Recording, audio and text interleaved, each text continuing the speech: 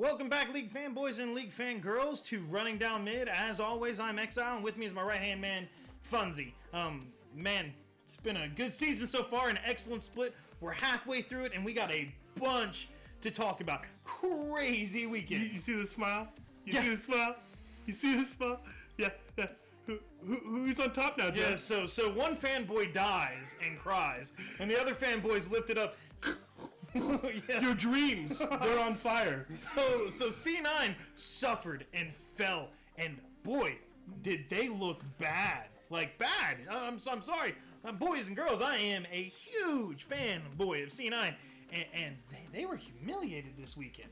I think there was a couple key factors that really did not play into their favor. One being that I think the momentum of TSM over the last few weeks has finally got to them, and they're actually playing like a top-tier team. So we'll get into the TSM part.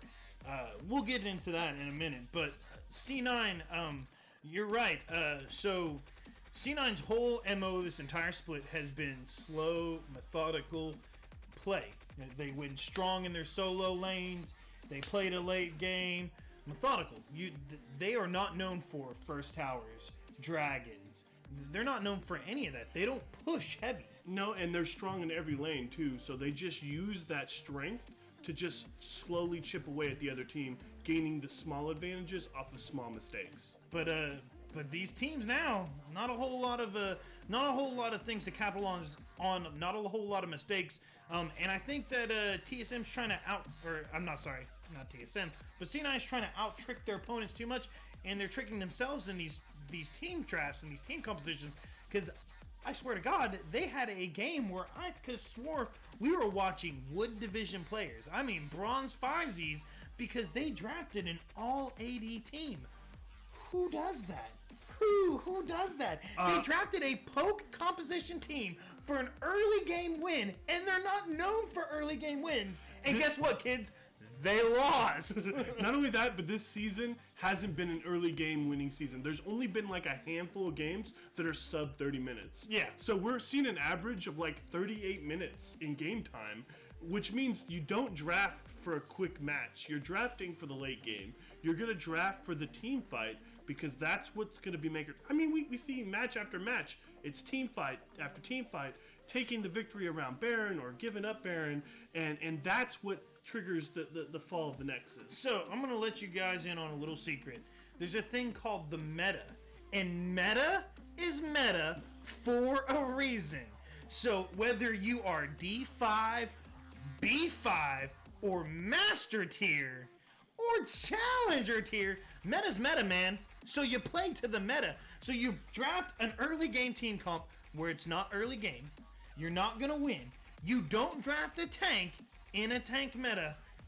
Let me see. I'm not the world's smartest, man. Let me carry the 3. Yeah, we're going to do the math here, and you're going to lose. Yeah.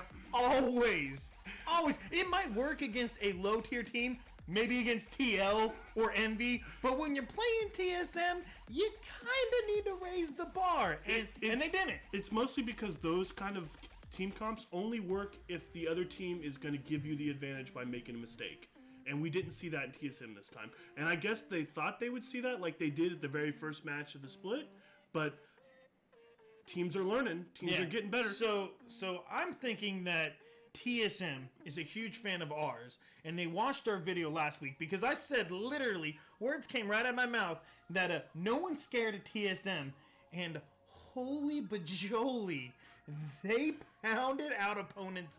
They pounded out number 1 guy, the number 2 team, and they beat like a beast.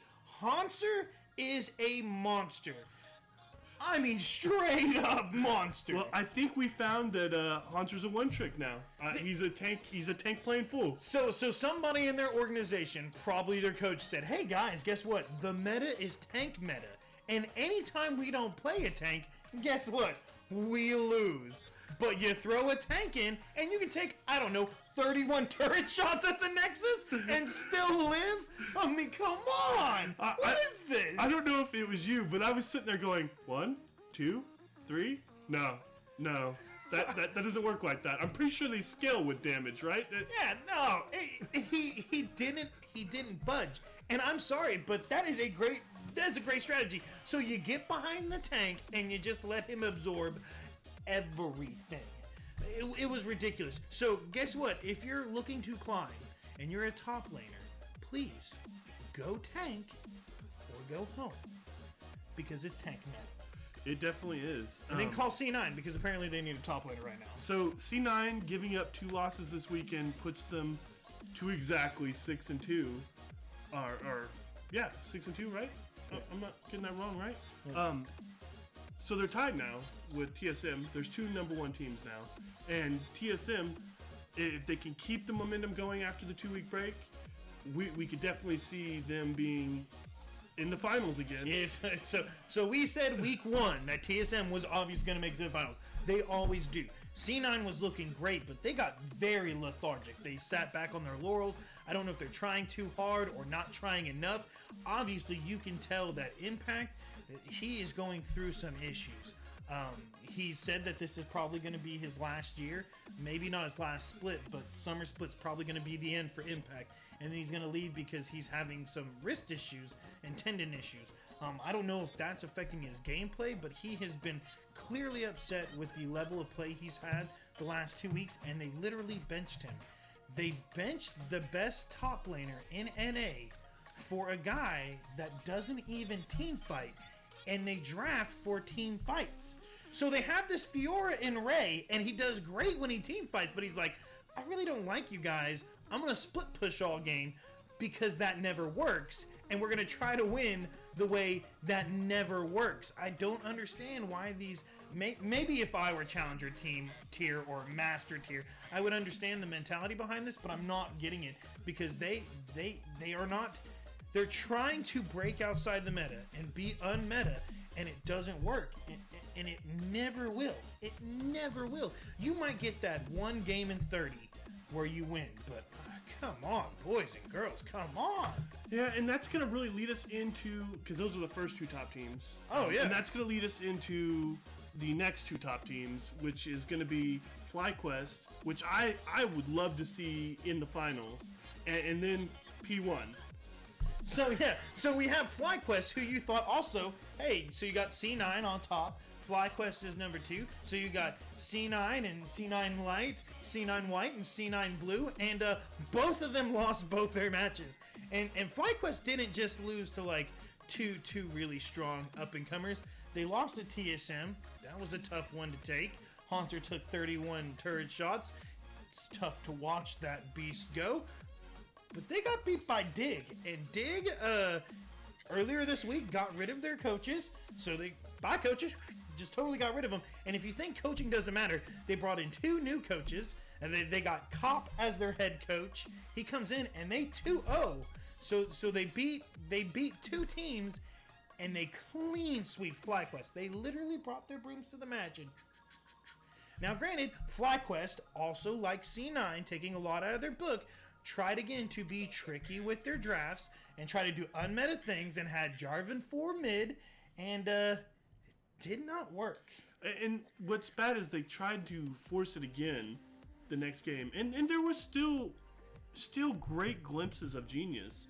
High did manage, to show really good clean play versus TSM on Orianna, but it's when you break outside, and they have been an unconventional team this play. They have, and it has worked for them. So maybe the opponents that they're playing against are starting to see that, either in the scrims or out on the stage, and they're definitely combating it. They're showing what happens when you play those picks and you can't get the advantage early on. No, so I get it. They played this. They had played a new patch this weekend, brand new team comps. But FlyQuest also trying to be too tricky. They break out a Shaco, which is pronounced Shaco. We have a clear definition. It's Shaco because his clone is called Faco, so it's not Shaco. We have now had clear delineation that it is Shaco. So they bust out the Shaco jungle, and man, it was sad. It was really sad. And again, I think that they took from FlyQuest or from C9's book and tried to, trick or do something unconventional, which both teams have been doing quite effectively all year. It's just it's catching up. The other teams are ready for it. They're preparing for it, and it's catching up. There's not much you can do about that. Yeah, and then Phoenix One coming out of nowhere, losing their jungler, bringing on a sub in Meteos, and Meteos just showing Cloud9 that he knows their tricks. Oh, man. He knows that playbook. He's like, page 2, section 5. Yeah, we got this, guys. So we all know that C9 funnels everything through Jensen. So what does he do? He camps mid. He kills Jensen, BMs him, goes up top.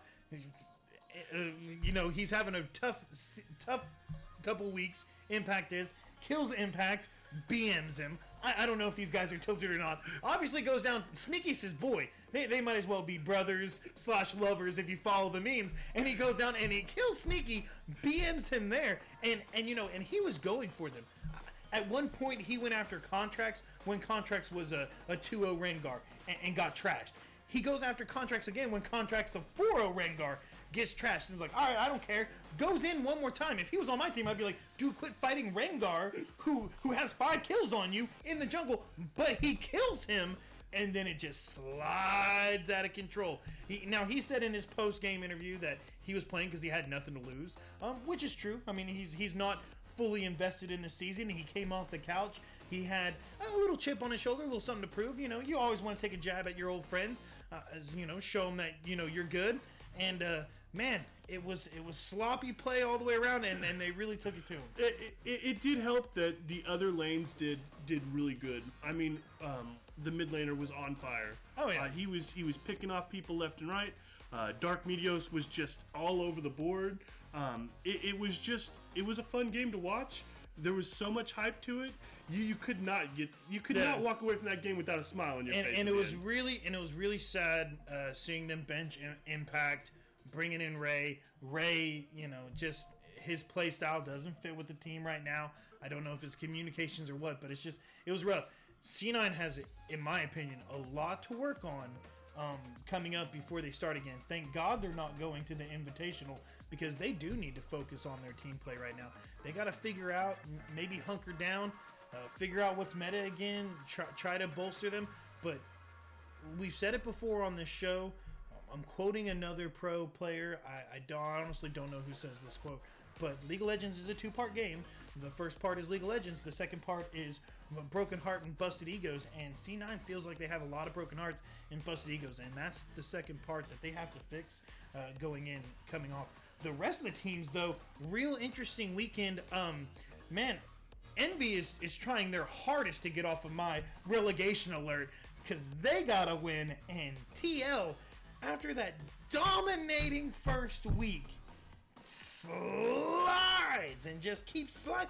They can't win a game to save their life. And what's bad is I expect so much from them, and that first week got me so hyped. I was ready to don. I was ready to don one of those pink jerseys and oh yeah, no. It's just, I don't know how they went 0-2 for a second.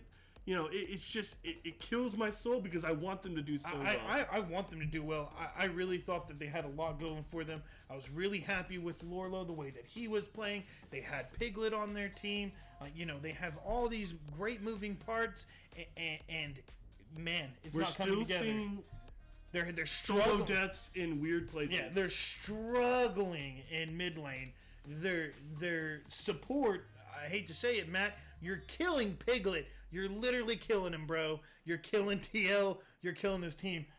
We have a friend that's a huge TL fan, and he says that the team should build around Piglet, and god dang, that's their only chance of winning right now.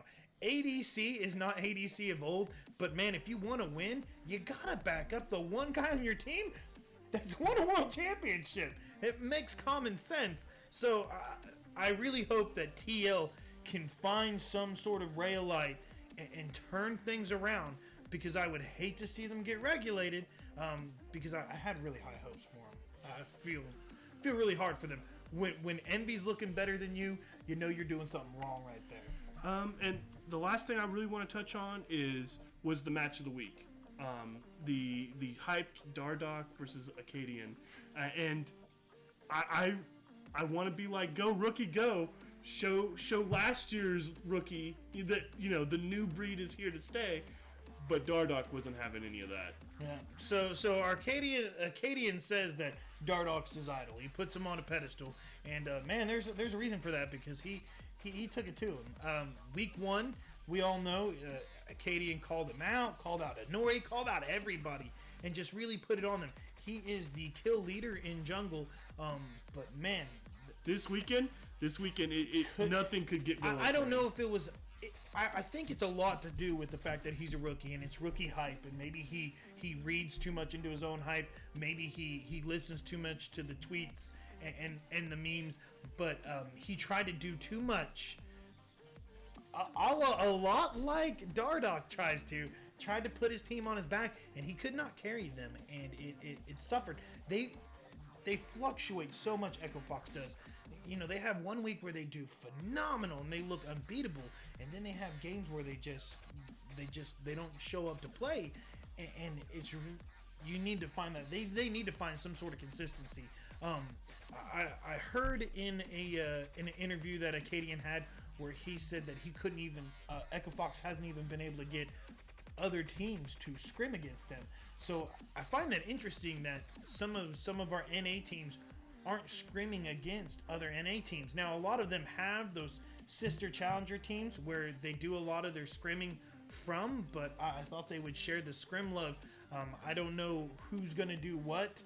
I know nobody's going to do a Korean boot camp. There hasn't been any word that anybody's leaving the country because of our ban system that we have going on. And with the 2-week break, so you might see a lot of scrims. They might go hard. They also may dial it back and let the players rest up and enjoy the 2 weeks and give them a few more extra days, because you don't want to have burnout in this. We're now in the 3-week push into playoffs where teams have to shine in this next 3 weeks coming up, or your dreams are dashed. And everybody's neck and neck outside of our number 1, number 2, number 3 team. You go down the list and everybody has a battle buddy that they're sharing a record with.